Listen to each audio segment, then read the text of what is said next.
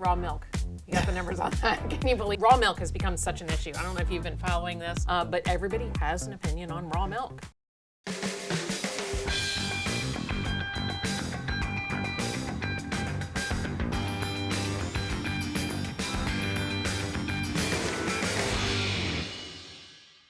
Hey, and welcome to the Debrief. We have a brand new poll right out of the field. We're going to go through this today. There's some really interesting numbers in it. I'm Donna King. I'm editor-in-chief of the Carolina Journal. And of course, joining us to go hash through these really fresh numbers, Mitch Kokai from the John Locke Foundation and David Larson, opinion editor for CJ. Okay, let's jump right in. We've got some interesting poll data right out of the field right now. Josh Stein, let's start with him. New governor of North Carolina. So far, so good. It looks like he's got a 48% favorability coming into to this brand new year. Yeah, 48% favorability, only 24% unfavorable.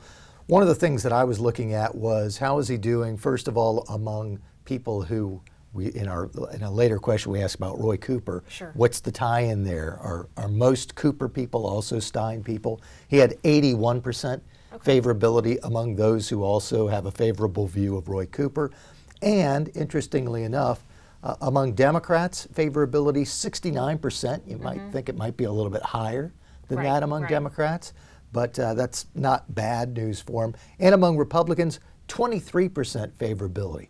Doesn't sound that great, but if you get to the point where you have an election and once again he has another questionable Republican candidate, having 23% support among Republicans would be good news for him, I think. Sure, and name ID is growing for him, I guess, because you pointed out that we've got a new little new option on the poll this week. Yeah, never heard of. I guess that was 9%, and I think that's part of why you saw. And last time he was about almost 56% favorable. Sure. And this time he's 48%. And I was trying to look at where those numbers were coming from. Do those people go to? So he dropped in our poll. He dropped in our poll, but I think a good part of that is that the new option of never heard of was 9%, and that wasn't available last time. So his unfavorables went up a little bit from like 20 to 24. Okay. So I think some of that was the people in the unsure category. Okay. There's fewer there, so I think some of them might have picked never heard of, and some of them also might have solidified a little bit. Sure. But as people point out at the beginning of a lot of these gubernatorial terms are sort of a honeymoon period, and McCrory had it. He's not been challenged yet, right? Not a veto, nothing like that. Right. And also, I just ear to the ground, a lot of times people say, even if they think it could be disingenuous or whatever, he's making an effort to appear, that he's working with Republicans, that he's trying to be balanced on things and hear different sides. So that's at least the image he's going for, and with a lot of people, and it's working. And then maybe the last thing is that a lot of people voted for him over Robinson. You mentioned there's that chunk of 20-some% Republicans.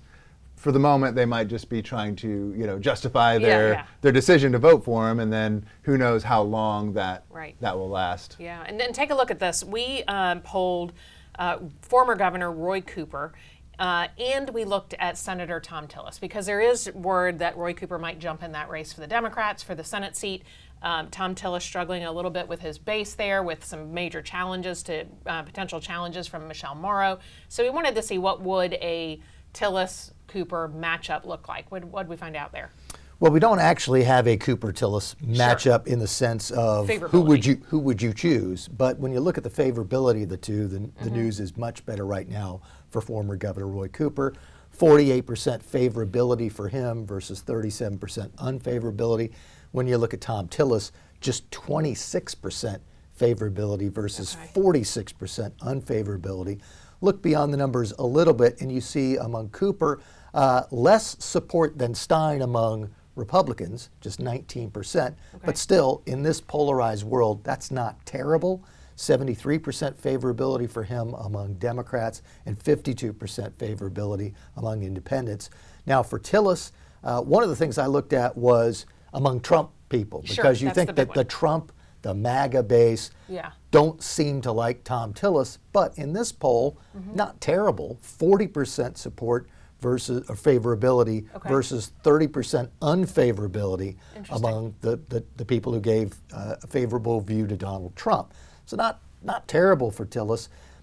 among the anti-Trump people, the unfavorable for Trump, you think maybe Tillis would get a little bit higher rating because he sometimes bucks Donald Trump or does something that the Trump crowd doesn't like, but only 15% support among them. So going against Donald Trump isn't really helping him with the anti-Trump people all that much. And then if you look at the partisan splits for Tillis among Republicans, 44% favorable, 28% unfavorable. Among Democrats, 18% favorable, 59% unfavorable.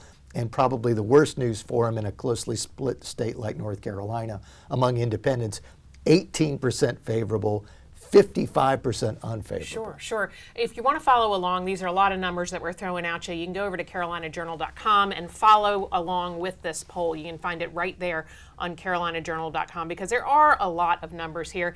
And when you really dig deep, there's a story behind each one. Let us know what you think. We want to hear a comment from you. So make sure you let us know what you think about potentially a Cooper-Tillis matchup and what you think of what our elected officials are doing. What caught your eye? Well, I think it's a tough position being in a purple state and then also with the base being sort of split. So you saw in the last gubernatorial election that there were a lot of Republicans that were no way am I voting for a Morrow or Mark Robinson. Well, they may feel burned right now after what happened in 24. And it would be a pretty bad position for Republicans, I think, if there ended up being a base of people who we wouldn't vote for a Tillis or a McCrory, and then a bunch of others that wouldn't vote for a Robinson or Morrow. And then, they fight so hard maybe in the primaries that there's enough bad blood when they get to the general that whoever comes out of that ends up losing. So that's the position they don't want to find themselves in.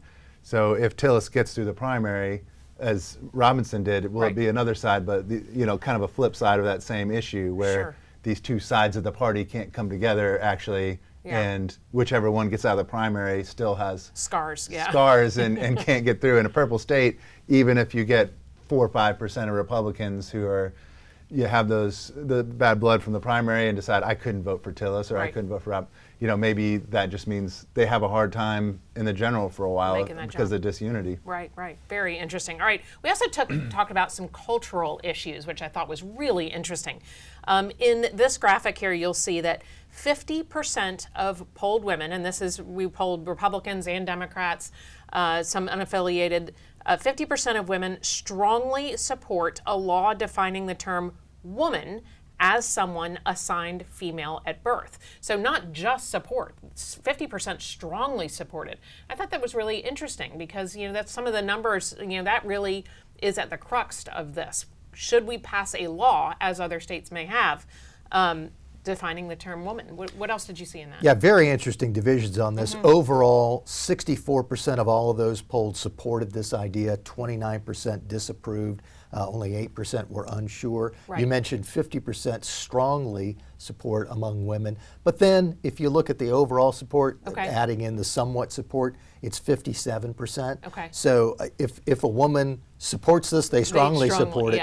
But the support is actually higher among men. 71% support, 23% against it. And then there is a clear split among the parties. 90% support among Republicans versus 8% who don't support.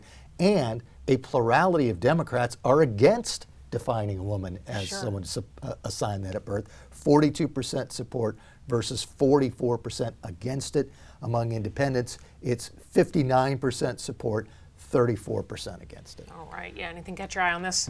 Yeah, I was just thinking in the broader sense, this is an issue that Trump was pretty good at. There, some people, strategists said he took a couple 70-30 issues and really, drove strongly with them. So the idea of defining male and female in the traditional sense has, kind of 70-30. A lot of these polls, same thing with, law and order within cities, same thing with immigration. That was his sweet spot. Yeah, he would find those issues that neither side really, it just, they felt a little too mean or too, some people would stay away with them even though the public's, support was pretty clear on it. And he's done that. I think Republicans in general are starting to, go with that game plan and it can work out when, like for independents, almost 60%, that's pretty strong way to if you focus on an issue where you have that, if you make that the topic of discussion, Right. and there's those kind of numbers, that's going to be to your advantage. Sure, there's two here that I thought were particularly, two more questions.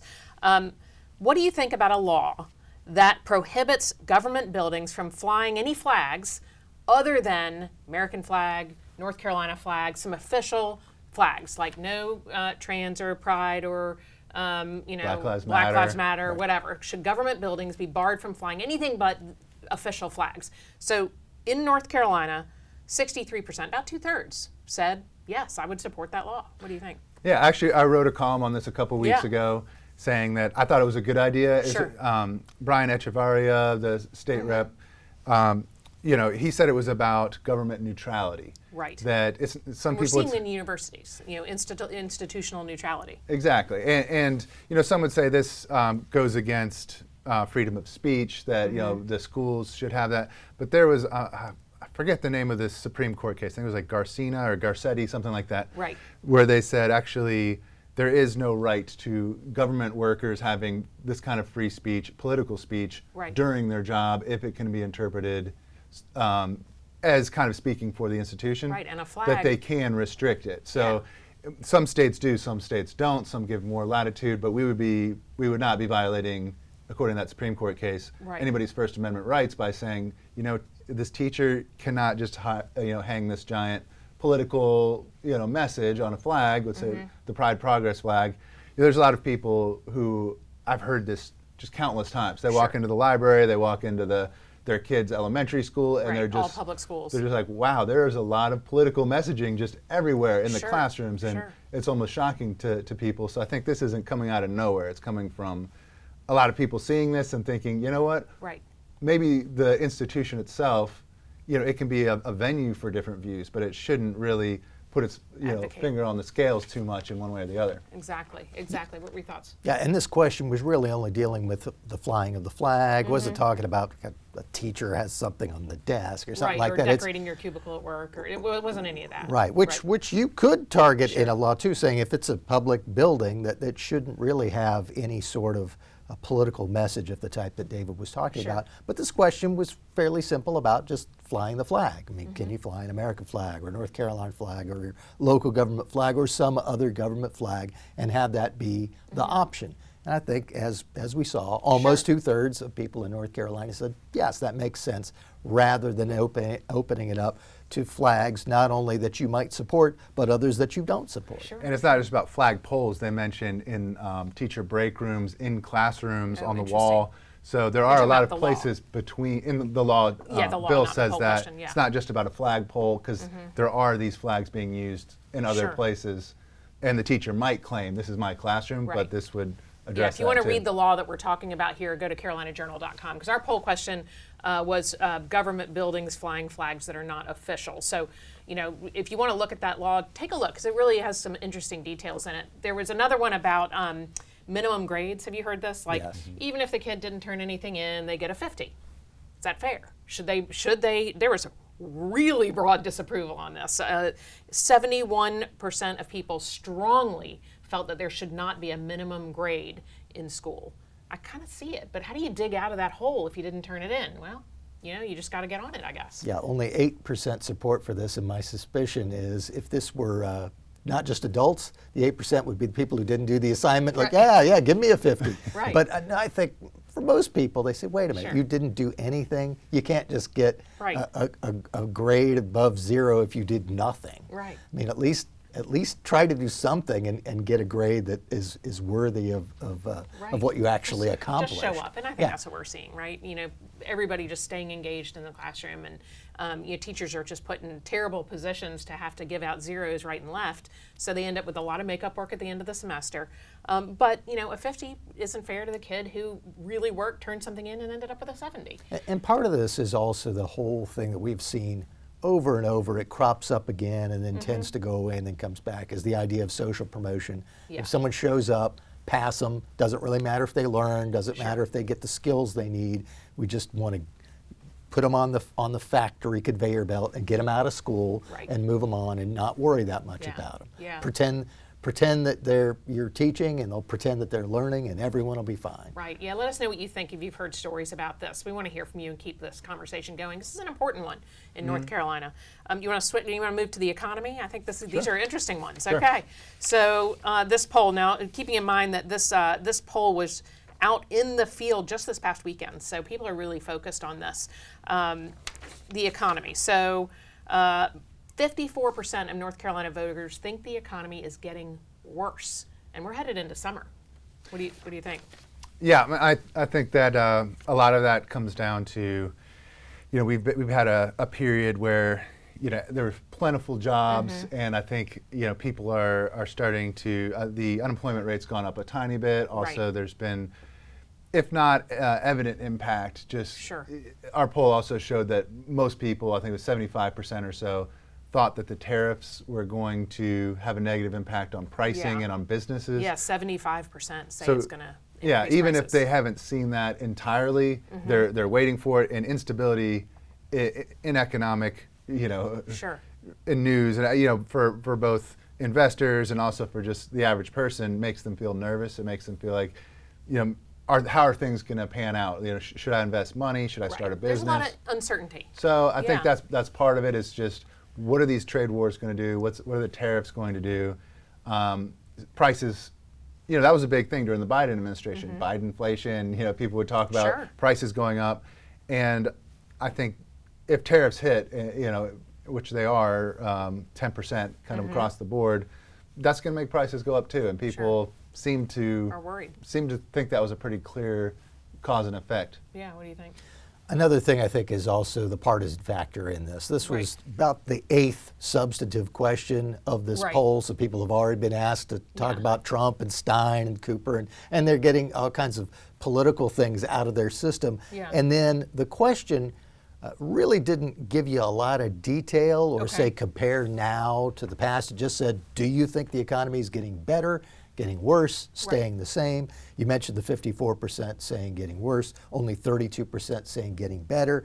If you look at how it breaks down partisan-wise, clear difference among Republicans. 62% think things are getting better versus 16% who think things are getting worse. Among Democrats, 86% things are getting worse. 7% things are getting better. And then among independents, 61% things are getting worse. 27% things are getting better. So very clearly, I think some people were answering this question about, Donald Trump's back in the White House, so I need to say the economy is getting better on one side, or Donald Trump's back in the White House, so I need to say the economy is getting worse on the other side. I think that the unaffiliated are often the bellwether on that.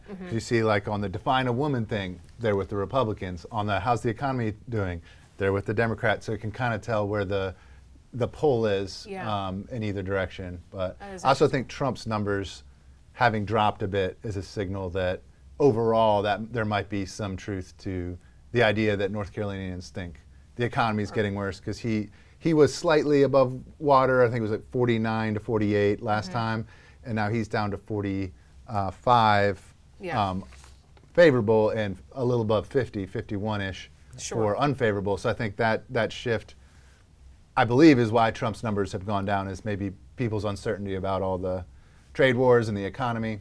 And also on Trump and Stein, we should point out that the question we asked this time is not the question that we asked last time, which is job approval. That's slightly different. Favorability and job approval are somewhat related, but they're not exactly the same. So you might not like a person that much, but think they're doing an okay job, or vice versa.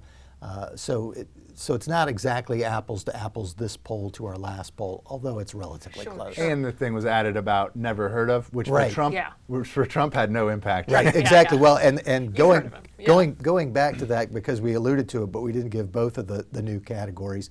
So for Trump, you got the never heard of, but you also got the no opinion. And for Trump, no opinion was 3%.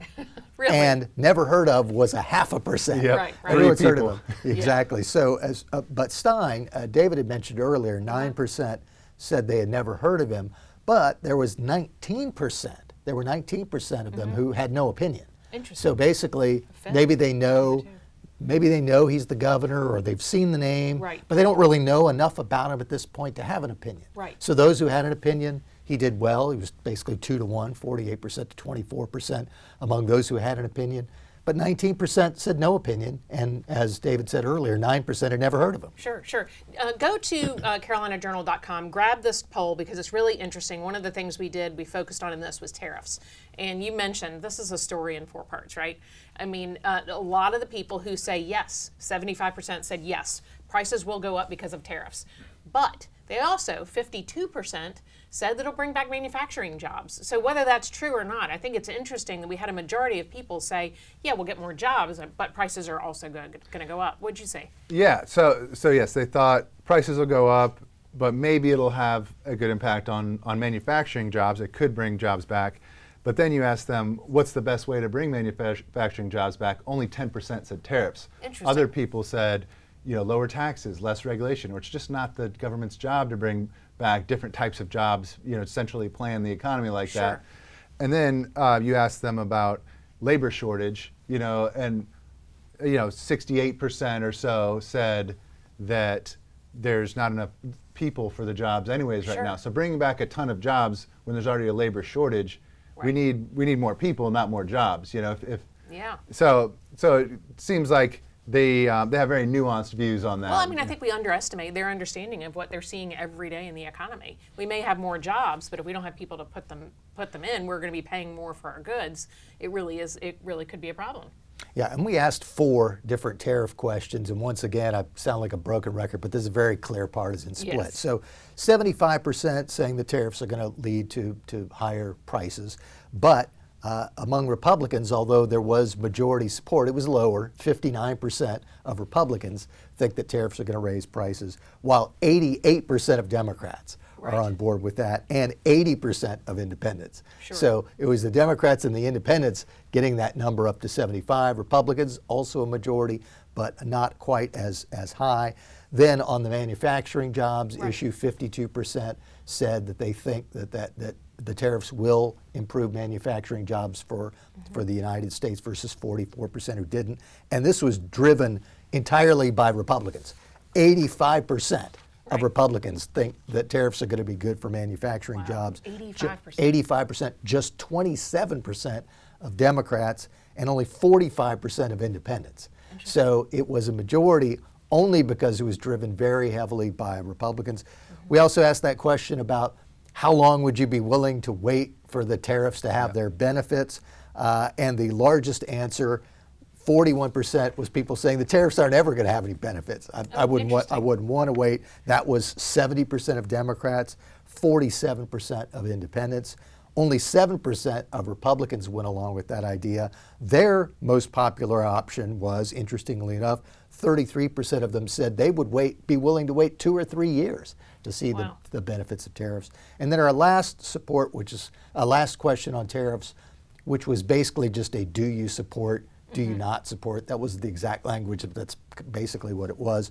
It was underwater, 41% saying sort of the supportive answer for tariffs, 49% against, and once again, clearly split along party lines. 81% of Republicans were giving the favorable answer. 10% of Democrats gave the favorable answer.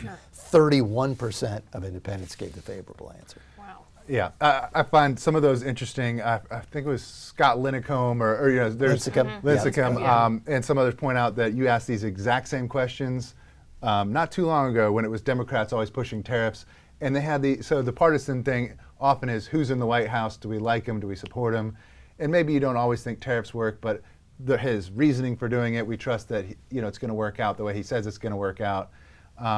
So maybe this doesn't signal, hopefully not, Sure. as a free market organization, we would hope not, that this would signal Republicans no longer believe that free trade is a good thing. It might just be kind of loyalty to Trump. As you say, it's pretty partisan in the numbers and with almost exact opposite responses on tariffs when somebody else was doing them. So Right. One of the things I thought was interesting on our question about whether tariffs would work and what are some alternatives? Do you cut government regulations? Do you, all these different things? 45% of Democrats said they believe government should not interfere in selecting which industries to grow. That's what I'm talking interesting? about. That's the kind of thing I'm talking about, where you would expect the opposite. Yeah, you would. 80% of Republicans want tariffs, and the plurality of Democrats say no, government should stay out of picking winners and losers in the economy. Who would expect that? Right. And part of that, I think, is the question, because the question specifically asked, if you think manufacturing jobs are something we should push for, what would be a way to do this? And I think generally the stereotype of Democrats is they don't like any jobs that require factories or things. They would all like service jobs and retail. Well, some like retail. Union blue collar, union Democrats, maybe they're fading right. The away, old school Democrats, but kind of the left leaning crowd that's driving the party now don't seem to like any factories or anything that involves the blue collar people who Donald Trump appeals to. Right. But the question was about manufacturing, so that's where you saw 45% of them saying no, don't let. If the question had been the solar industry is something that the government should be involved in, how do you think they should do that? It would all be, oh yes, get involved, give tax credits, make people buy solar panels, that sort of thing. Sure. Among that answer, so the idea was manufacturing, what should the government do to promote it? The most popular answer overall, because of the 45% from Democrats, at 26% was no government involvement. Next, 25% was rollback regulations, and that was because 41% of Republicans said rollback regulations, so they drove that number up. 23% was lower taxes. Right. And that was where you get the independents. Their two most popular answers, both at 26%, were government shouldn't do anything or government should lower taxes. So more than half of the independents went for one of those. And then, as David said earlier, only 10% said tariffs. So even if you seem to like tariffs, giving other options, only 10% said tariffs were the one to take, and then 60% were unsure. Sure. Raw milk. You got the numbers on that. Can you believe it? Raw milk has become such an issue. I don't know if you've been following this, but everybody has an opinion on raw milk. Yeah, it just came out of Commissioner Troxler at the Department of Agriculture. They don't want it, it seems, because there's risks of salmonella, listeria, and different things. The NC Ag Partnership doesn't want it. Right. But then there's a lot of people who are a fan of it. They say they're extra nutritional benefits to it, and that they're careful in the way they do it. And then with these certain regulations, they can do that. Donald Bryson, our president here, wrote something in favor of letting people in this kind of regulated way to have access.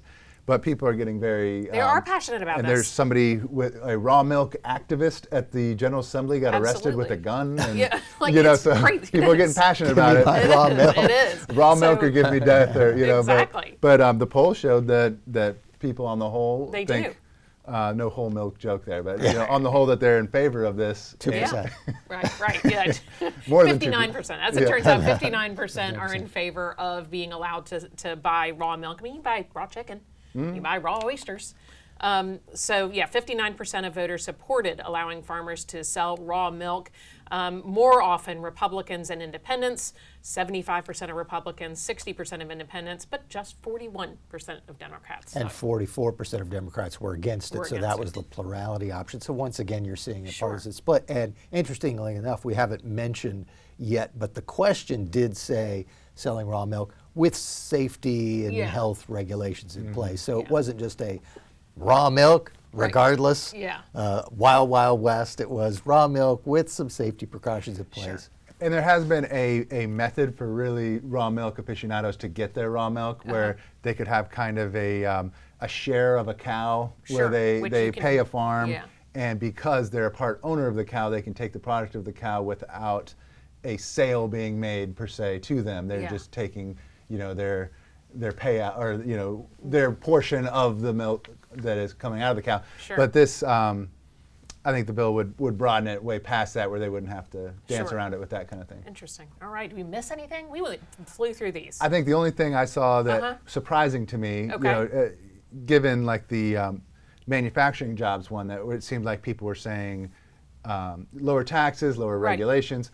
The one that surprised me was on the housing one. We have a big housing shortage. We do. But only 8% of people said the answer to that is to lower regulations on zoning and let more building happen. Interesting. You know, as a more free market guy, that was the one I was hoping would get 95%. Yeah. But that one got the lowest. And what people actually wanted was, let's put a lot more government funding into affordable housing programs, or let's give tax breaks to people to build low and moderate income developments, which those are, to me, definitely not what to do. Right. You know, I think, but in my opinion, there's this kind of strange bedfellows in housing policy sometimes. There's people on the left and right on both sides of that. I think some people, conservatives who are against, relaxing regulations on zoning, often are concerned about their own little neighborhood. Sure. Even though they have an HOA probably in their development, or that wouldn't necessarily impact them, they think of that as, okay, somebody's going to come in here and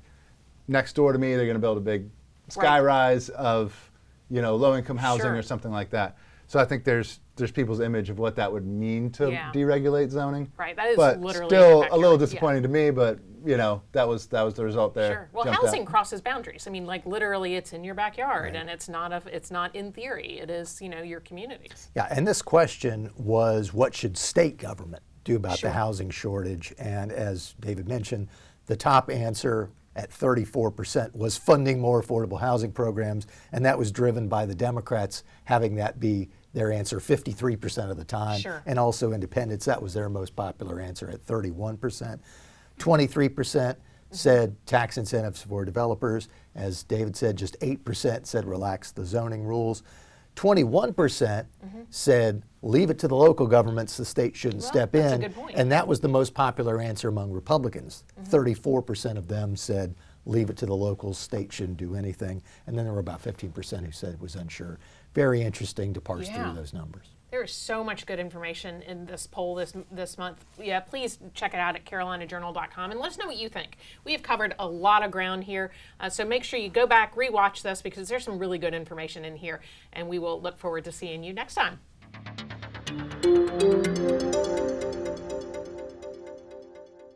Did you learn something? Make sure you subscribe to Carolina Journal's YouTube channel and watch the Debrief every week, where we're going to be breaking down everything happening in your state government. And check out carolinajournal.com for the latest breaking news.